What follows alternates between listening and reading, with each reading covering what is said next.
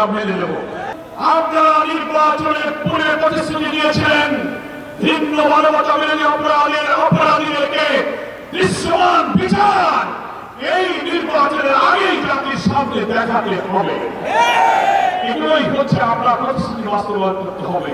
আপনি জনগণের কাছে প্রতিশ্রুতিবদ্ধ আছেন, তাই দেশবাসীকে আজকে বলবো, অনেকে বলছেন যে আপনারা আলোচনায় আছেন, আবার কেন আন্দোলনে যাচ্ছেন?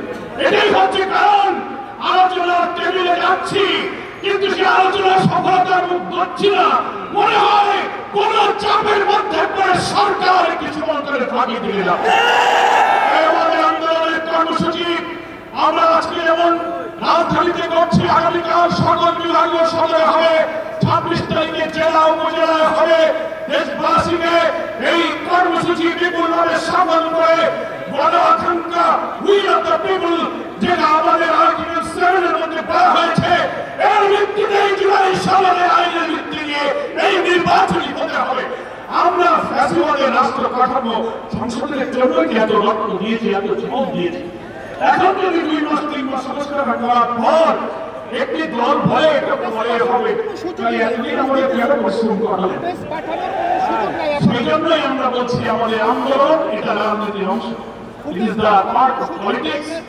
আমাদের আন্দোলন জনগণের আকাঙ্ক্ষা তুলে ধরার জন্য, আমরা আলোচনার টেবিলে নিষ্পত্তি হওয়ার জন্য আশাবাদী। আমরা নিরাশ নই। দাবির পিয়ার আনতে হবে। 70% লোক সার্ভেতে বলেছে পিয়ারের পক্ষে।